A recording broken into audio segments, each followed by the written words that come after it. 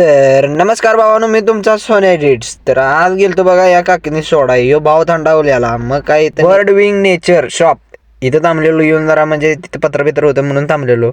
घरला गेलो या भावानं शेवटी शर्ट काढलाच. भाव म्हटला मला जमनाच. मग काय तिथे जरा थांबलो, शर्ट सुकून दिला. शर्ट सुकून झाल्यावर आम्ही निघालो बाहेर. मी पण भिजले. मग बघा तिथनं निघालो आणि निघालो बघा आम्हाला जरा पुढं आलो हे विषय दिसला बघा. दुःख बिक साठलेलं विषय हार्ड लोकेशनच क्वालिटी झालं बघा इथं. आम्ही बघा जराच पुढे गेलो आम्हाला धरणाच्या मागचं सगळं दिसायला लागलेलं. आयला लय क्वालिटी वाटत.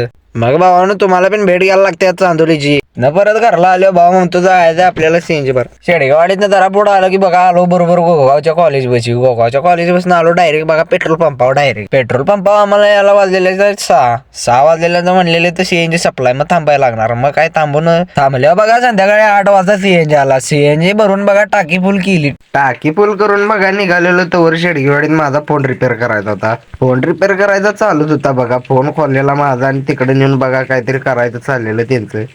ते करून झालं बघा बाहेर बघतोय तर काय इथं बौद्ध जयंती करायची चाललेली रथ आणि काय काय आणलेलं बघा. डीजे बीजे होता काय काय. आणि ह्यो भाऊ इकडं फटाकड्या लावायचा.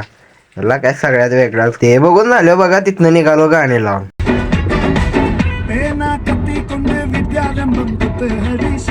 मग व्हिडिओ लाईक शेअर सबस्क्राईब करायला विसरू नका.